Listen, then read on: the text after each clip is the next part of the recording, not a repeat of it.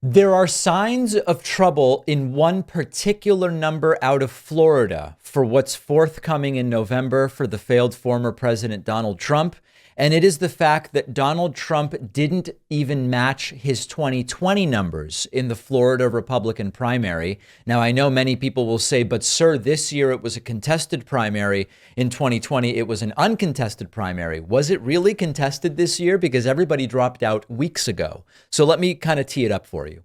We spoke yesterday about Nikki Haley getting more than 150,000 votes in the Florida Republican primary, despite the fact that she ended her campaign weeks ago. And in total, about 200,000 of the people that voted in the Republican primary in Florida went out, despite the fact that Trump was running unopposed, and voted for someone other than Trump. About 150,000 for Nikki Haley. I think it was like 40,000 for Ron DeSantis, about 10, 15,000 for various other candidates. And that shows, at least to some degree, a motivation, a significant motivation, we can say, for some Florida Republicans to show, I don't approve of Donald Trump as the nominee.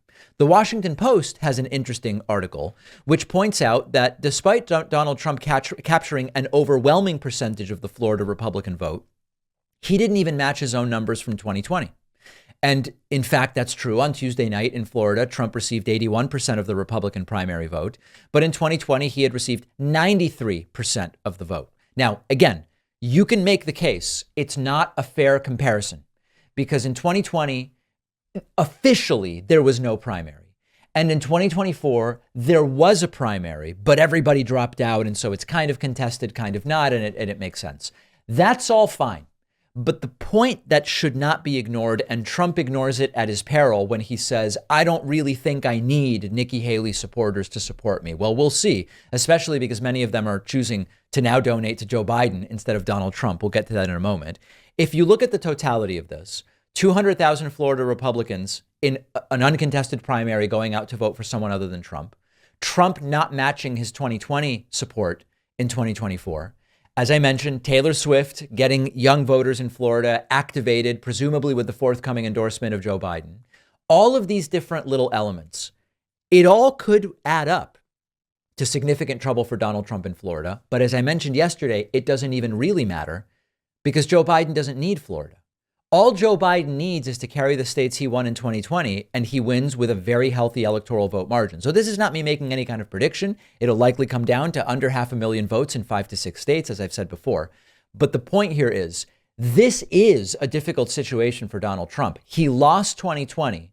There are signs in states he won in 2020 that don't look so good, like these numbers in Florida. And yet, we are supposed to believe that he's going to have an easy time defeating Joe Biden because he's leading in some of the national polls. I would be very hesitant to believe that. But regardless, it could happen. We all have to vote in every state, no matter what we expect the margin to be. But that one number not looking good for Trump. And then look at what we've now learned about Nikki Haley donors. One of our sponsors today is Tychos, which provides an awesome free weekly 5-minute video series about the economy called The Weekly Comment, and it's hosted by Richard Vague. I've always found Richard Vague to be a premier economic expert. He's the former Secretary of Banking and Securities for Pennsylvania, and every week Richard is covering economic topics that keep you up to date, really looking at the key economic issues of our time: U.S. debt, income inequality, forecasts for the American economy, economic challenges that are facing Europe and China, innovative policy ideas.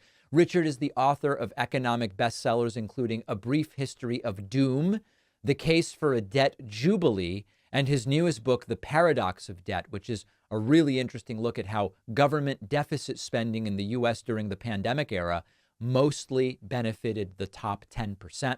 The $6 trillion in government deficit spending in the U.S. in the nearly 3 main pandemic years increased household wealth by $31 trillion. That's the paradox of debt, according to Richard Vague. And in his weekly video series from Tychos called The Weekly Comment, Richard is excellent at taking really complicated economic issues and making them accessible to anyone. Go sign up for free at join.tychosgroup.org. The link is down below.